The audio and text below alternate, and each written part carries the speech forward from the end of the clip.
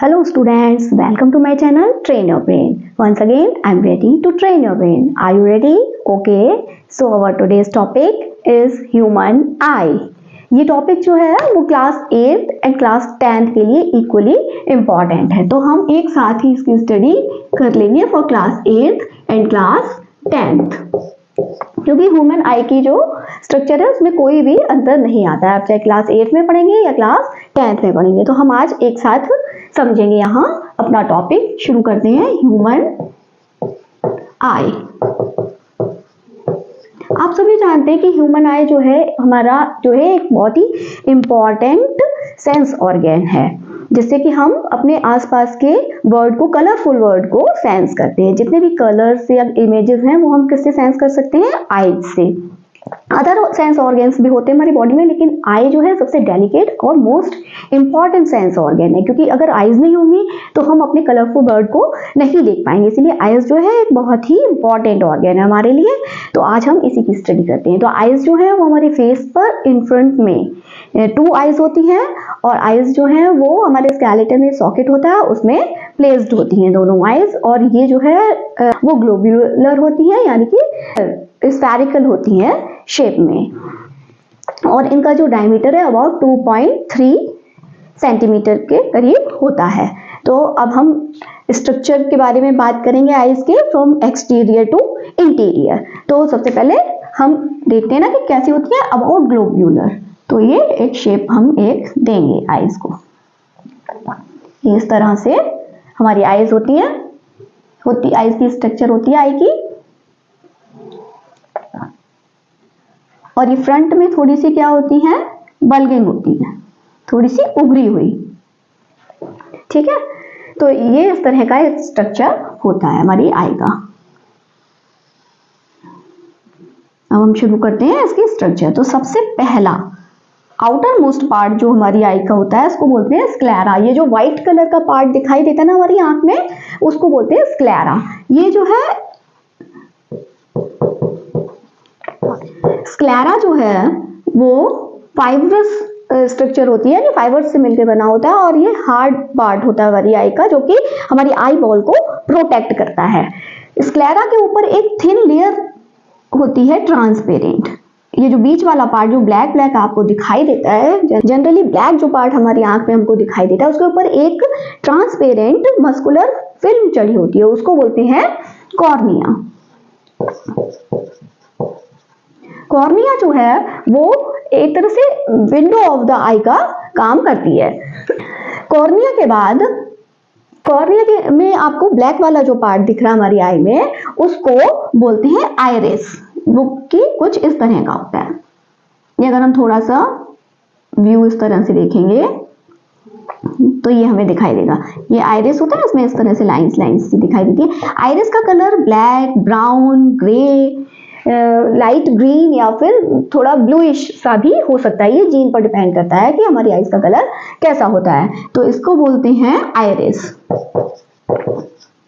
Iris के middle में आपने देखा होगा ध्यान से कभी, तो एक और छोटा सा होल, ब्लैक डार्क होल दिखाई देता है। उस ब्लैक डार्क होल को बोलते हैं प्यूपिल। ये यहाँ पर बीच में कभी ध्यान से देखिए आप लोग अपनी आंख में, इसको बोलते हैं प्यूपिल।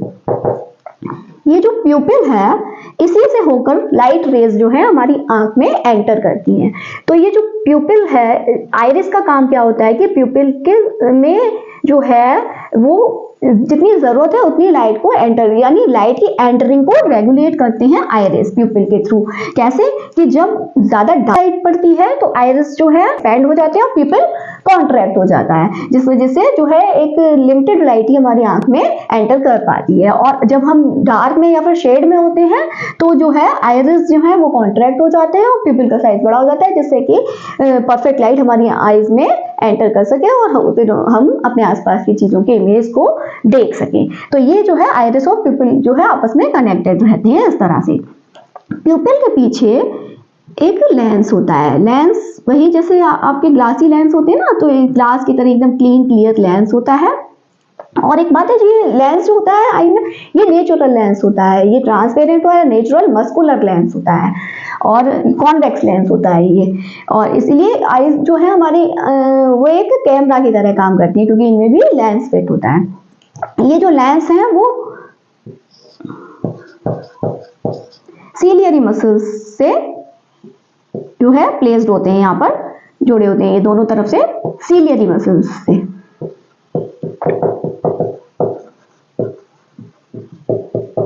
सीलियरी मसल्स का काम यही होता है कि ये जो लेंस है इसको अपनी जगह पर फिक्स रखती हैं। और लेंस जो होता है उसमें भी एक ये प्रॉपर्टी पाई जाती है कि हमारा लेंस जो है फ्लैटन और थिकन हो सकता है आंख का। तो जब हम दूर की चीजों को देखते हैं तो लेंस जो है फ्लैटन हो जाते हैं, थोड़ा सा फैल जाते हैं, और जब हम पास की चीजों को देखते हैं तो लेंसेज जो है वो थोड़ा थिक हो जाते हैं। तो ये सीलियरी मसल्स का काम यही है कि थिकनेस और फ्लैटन को ये रेगुलेट करती है और साथ में इसको अपनी जगह पर फिक्स रखती है। ये सीलियरी मसल्स का काम होता है। अब ये जो लेंस है इसके पीछे यानी आई के बिल्कुल बैक साइड में, इंटीरियर बैक साइड में, ये जो है नर्व्स की बनी हुई एक स्क्रीन, एक लेयर होती है यहाँ पर, जिसको स्क्रीन बोलते हैं और क्या बोलते हैं उसको, रेटिना। रेटिना पर ही जो है वो एक स्क्रीन का काम करती है, और जो भी लाइट यहाँ से एंटर होती है आई में तो उसके द्वारा यहाँ रेटिना पर ही हमें उसका पिक्चर यानी उसकी इमेज प्राप्त होती है। इमेज किस तरह की बनती है आईज में, तो एक तो रियल इमेज है क्योंकि हमें स्क्रीन पर मिल रही है, दूसरा डिमिनिश्ड होती है। डिमिनिश्ड यानी जितने साइज की हम चीज देख रहे हैं उससे छोटी होकर हमें दिखाई देती है। और थर्ड बात यह है कि ये कैसी होती है, इन्वर्टेड इमेज होती है। इन्वर्टेड, जो भी रेटिना पर चीज हम देख रहे हैं, अपनी ऑब्जेक्ट अपनी आंखों के सामने रखा हुआ, उसकी इमेज कैसी बनेगी, रियल, डिमिनिश्ड एंड इन्वर्टेड बनती। कहां पर, रेटिना पर। ये बात यहां पर ध्यान रखने की है आपको। रेटिना पर कैसी इमेज बनेगी, real, diminished and inverted image हमें प्राप्त होती है। अब ये जो रेटिना है वो दो तरह की नर्व्स से मिलकर बना होता है। रेटिना भी मैंने बताया आपको नर्व्स से मिलकर बना होता है। तो रेटिना में दो तरह की नर्व्स होती हैं। कौन कौन सी, एक तो होती है रॉड्स और दूसरी होती है कोन्स। जो रॉड्स जो होती हैं वो ब्लैक एंड व्हाइट विजन के लिए रिस्पॉन्सिबल होती हैं, यानी रॉड नर्व्स जो हैं वो ब्लैक और व्हाइट थिंग्स की ही इमेज हमें दिखाती हैं, और कोन्स जो होती हैं वो कलर्स के विजन में रिस्पॉन्सिबल होती हैं। तो ये दोनों नर्व्स जो हैं वो अलग अलग तरह से काम करती हैं। कोन्स जो हैं वो कलर हमें दिखाती हैं, तो इसकी कोन्स की नर्व्स की वजह से ही हम अपने आसपास की कलरफुल वर्ल्ड को फील कर सकते हैं या देख सकते हैं। अब क्या होता है, कभी कभी आपने देखा होगा कि कोई पर्सन होता है उसको कलर को डिस्टिंग्विश नहीं कर पाता है, उसको कलर में अंतर नहीं पता चलता है। तो उसकी रीजन यही होती है कि जो कोन नर्व्स होती हैं रेटिना पर मिलने वाली, उनकी कोन नर्व्स की जो एंडिंग है वो रेटिना के साथ कांटेक्ट नहीं होती है, इस वजह से वो कलर में डिस्टिंग्विश नहीं कर पाते हैं। इस बीमारी को कलर ब्लाइंडनेस भी बोला जाता है। तो इतना ये रेटिना के बारे में बता दिया मैंने। अब रेटिना जो है वो सारी नर्व जो है बंडल की तरह यहाँ पर इकट्ठी हो जाती है, और ये यहाँ पर एक जगह पर इकट्ठी होकर ऑप्टिक नर्व्स के साथ कनेक्ट हो जाती हैं। ये होती हैं ऑप्टिक नर्व्स।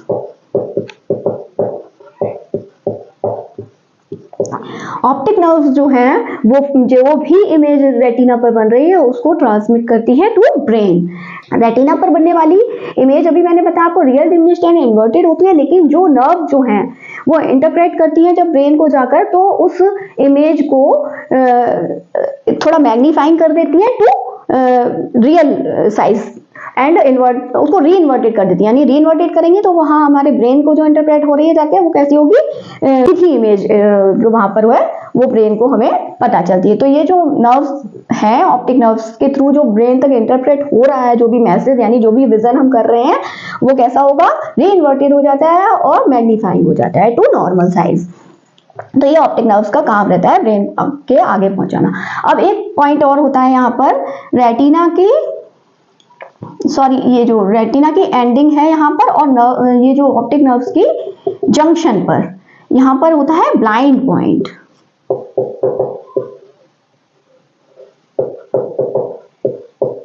ये ब्लाइंड पॉइंट होता है, यहाँ पर क्या होता है कि किसी भी प्रकार की नर्व्स जो हैं वो वर्क नहीं करती हैं इस पॉइंट पर।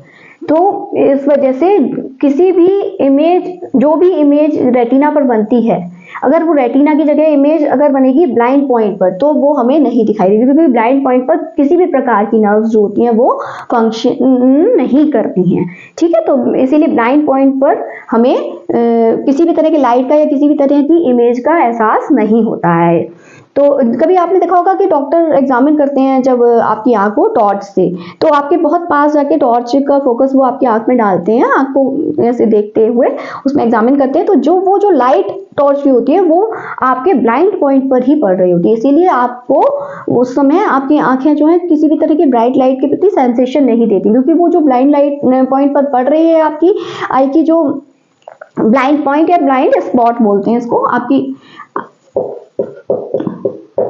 जो भी लाइट यहाँ पर पड़ती है वो सेंस में नहीं आती है। अब इतनी बात हो गई। अब ये दो चीजें और बची हैं अभी आपको इसमें समझने के लिए। तो यहाँ पर होता है ये जो कॉर्निया और लेंस के बीच में ये जो खाली जगह होती है, यहाँ पर एक्वस ह्यूमर नाम का एक सेलाइन वाटर फिल होता है।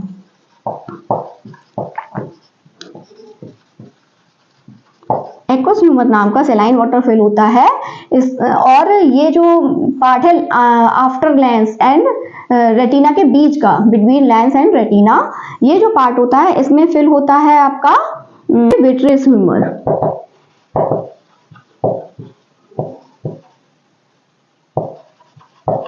इसमें विट्रियस ह्यूमर नाम का जेल या ट्रांसपेरेंट लिक्विड फिल होता है। इन दोनों लिक्विड्स का काम यही होता है कि जो आई बॉल की जो शेप है उसको मेंटेन रखने का काम होता है। ये इन दोनों जेल का या ह्यूमर का या लिक्विड्स का यही काम है कि आई की शेप को जो है ये मेंटेन रखते हैं। तो इतना ये जो आई का पार्ट है, आई से किस तरह से इमेज फॉर्मेशन होता है, ये सब आपको इससे समझ में आया होगा।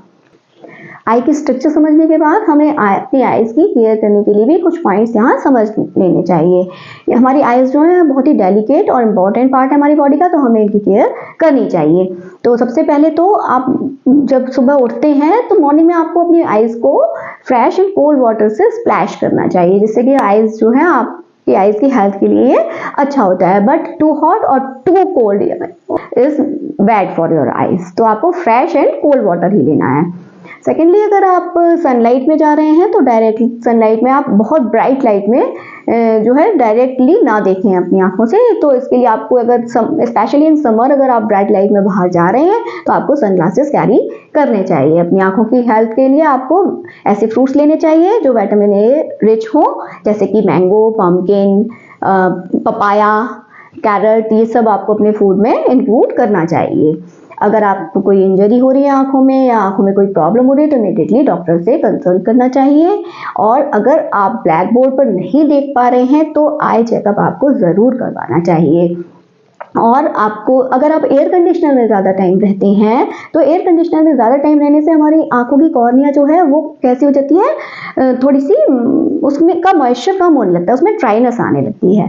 तो जो उसका मॉइस्चर को मेंटेन करने के लिए या तो आपको डॉक्टर द्वारा रिकमेंडेड कोई आई ड्रॉप डालनी चाहिए या फिर आपको बीच बीच में कुछ टाइम के बाद अपनी आंखों को स्प्लैश करना चाहिए with fresh and cold water. अगर आप ज़्यादा टाइम तक टेलीविज़न देख रहे हैं, मोबाइल फ़ोन यूज़ कर रहे हैं, कंप्यूटर यूज़ कर रहे हैं या फिर रीडिंग राइटिंग इस तरह के कुछ भी काम कर रहे हैं तो बीच में आपको अपनी आंखों को थोड़ी देर के लिए रेस्ट देना चाहिए, कुछ मिनट्स का, या फिर आंखों को धोते रहना चाहिए, जो आपकी आंखों की हेल्थ के लिए बहुत ज़रूरी होता है। और वैसे भी आपको ज़्यादा मोबाइल फ़ोन तो यूज़ नहीं करना चाहिए। आपको बच्चों को ही नहीं, सिर्फ बड़ों को भी ऐसा करना चाहिए कि मोबाइल फ़ोन ज़्यादा यूज़ ना करें, क्योंकि हमारी आंखों के लिए हार्मफुल होता है। आपको जितना काम है उतनी ही देर मोबाइल फ़ोन यूज़ करें। तो ये कुछ मेजर्स हैं जिसका अगर आप ध्यान रखेंगे तो आप अपनी आंखों को हेल्दी बनाकर रख सकते हैं। तो अगर आपको आज का ये वीडियो अच्छा लगा है तो लाइक ज़रूर कीजिए, अपने फ्रेंड के साथ शेयर भी कीजिए। अगर चैनल पर नए हैं तो सब्सक्राइब ज़रूर कीजिए।